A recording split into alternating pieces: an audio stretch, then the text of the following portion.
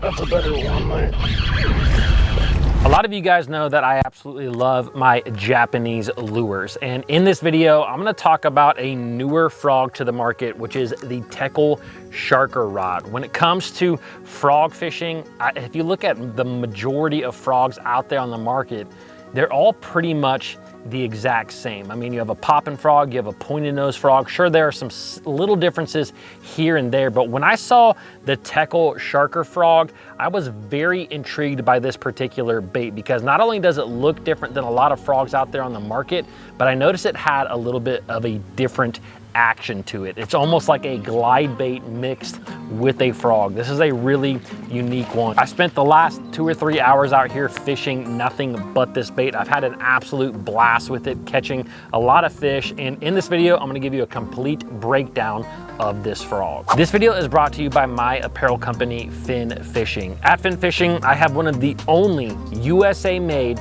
sun shirts out there on the market. And right now for the month of May, I am running a deal. Month of May 2024. If you buy one of these USA made sun shirts, you get a free tri-blend t-shirt. This is the most comfortable t-shirt that you will ever wear, whether you're cutting grass, catching bass, or just watching some football. It's a $20 value, and right now it is free with the purchase of a USA made sun shirt. So all you gotta do is add the sun shirt that you like to cart, add the t-shirt that you like to cart. It will automatically discount at checkout. Shopping at Fin Fishing is the best way to help support this channel. I'm gonna leave a link down below in the description.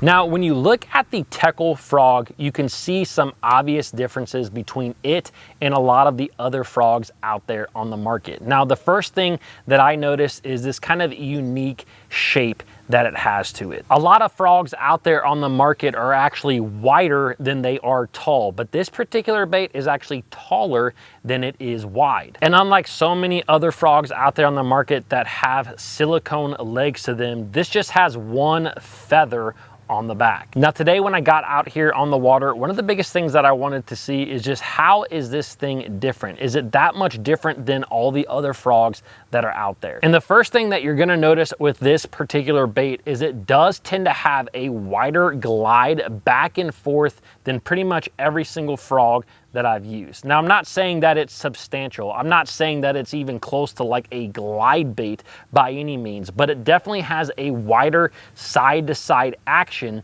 in this bait.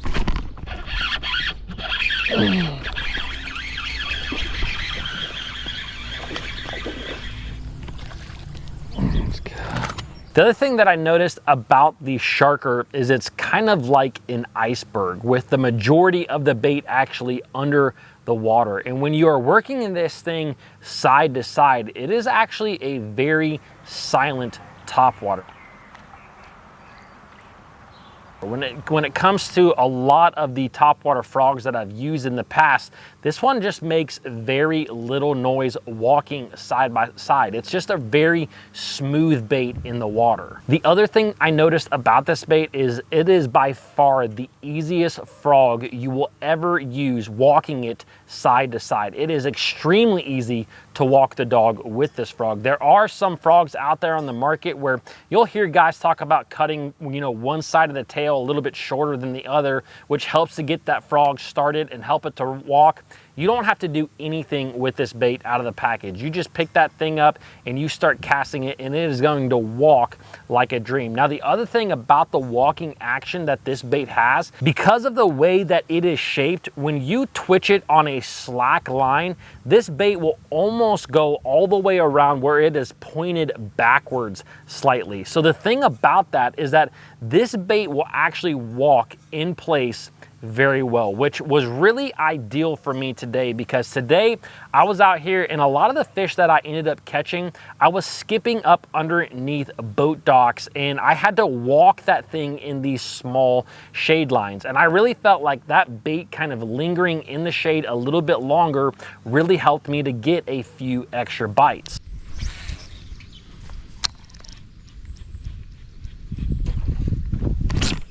Got him. That's a better one, mate. Yes, sir. Yes, sir. The other thing that I found out about this bait that I had no idea that it did is that if you cast this bait out and you just start reeling it, it actually dives below the water a little bit. And when it dives below the water, it's going to have this kind of really unique side to side action. And I thought that this was really unique. I've never seen a frog do anything like this. There were several times today where I just wanted to go from one place to another and I was just casting this thing out and reeling it straight back. Now, I did not catch any fish doing it that way, but I definitely believe that you could just cast this thing out, reel it back, and catch some fish with that kind of unique action that it has. Gosh. Oh, that's a good one. Sucker hit it as soon as it got in there. Let's go. Oh my gosh.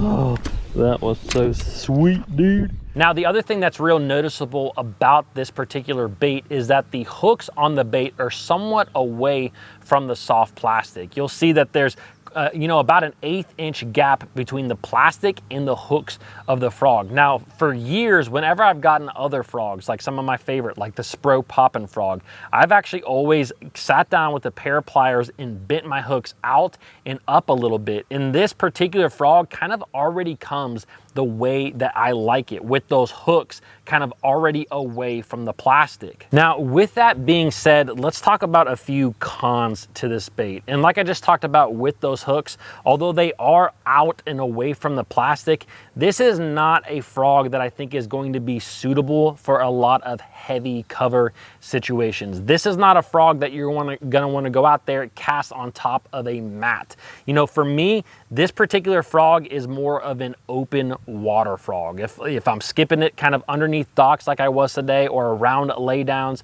under overhanging trees, that is where this particular bait is going to shine. But when you're fishing around a lot of heavy vegetation, those hooks that are actually kind of pointed out and up already kind of just dig into the weeds and whatnot. So this particular bait is not meant for fishing in slop or heavy vegetation situations. Now, even around some wood cover, you're gonna wanna be careful because again, those hooks really stick out great, which I think is great for hookups, but with them sticking out, you know, they could get more easily hung on some wood. Now, another con to this bait is it's not always a great skipping bait. This thing, with the way that it's shaped, I think it's one of the best casting frogs that I've ever picked up. When you want to get it to a place, it's like a rocket. It just shoots right in there, and I think that's because of where the weight is placed on the frog.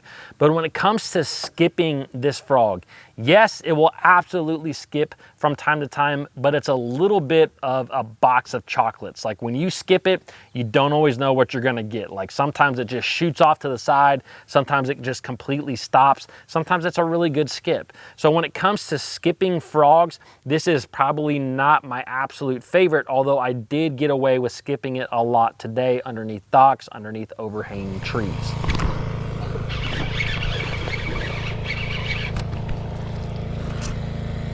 Now today I was fishing this particular bait in a lot of off-colored water, and I was getting quite a few bites with it in that off-color water. But to me, I feel like with the subtle action that this bait has, with it being so silent in the water, I just feel like it might be a better clear water frog. And at the very end of the day, I happened to kind of get into this smaller pocket where the water was probably at least 6 to 8 inches cleaner in visibility, like I could see further.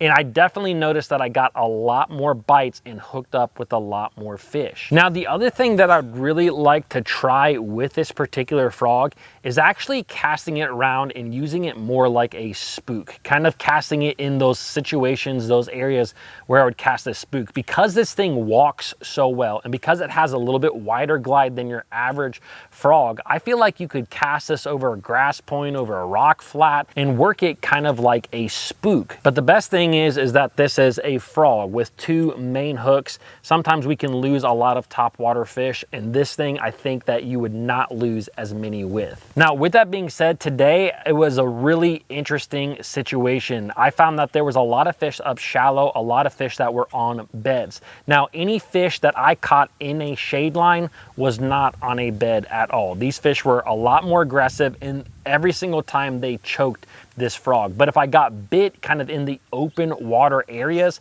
those fish were on bed. I missed a lot of fish, but I think that's primarily because these fish were up on beds. They would come up, they would grab the feather of this bait and take it down. Probably get bit right here, probably miss it. There he is. Oh, I just freaking called it, man. I guarantee there's a bed there. Now, when it comes to the tackle you're gonna wanna fish this bait with, it's your typical frog setup. You know, I like 50-pound braid. I like an 8.1-to-1 gear ratio reel. This is the ARC Gravity 7 reel. And then I also like a rod kind of in that 7.2 to 7.3 in length. This is the ARC Tharp Series, a moneymaker rod. To me, it's the best rod for casting around a frog in open water. To me, this frog is unique enough in the way that it kind of comes through the water that I think that there are days where they will bite this frog when they won't bite other ones. Now, is that always the case? No. Probably 80% of the time, you could pick up kind of your normal frog and get a lot of the same bites. But with the wider glide, with its kind of diving action, I think that there are gonna be some days where this frog is gonna be the absolute deal. I hope you guys enjoyed this video. If you wanna watch another kind of review on another one of my favorite Japanese lures, I'm gonna leave it linked right here. And don't forget, if you guys want to help support the channel, you can click on this link for Fin Fishing, pick you up a sun shirt, pick you up some gloves, pick you up a hat, whatever you want. I really appreciate the support.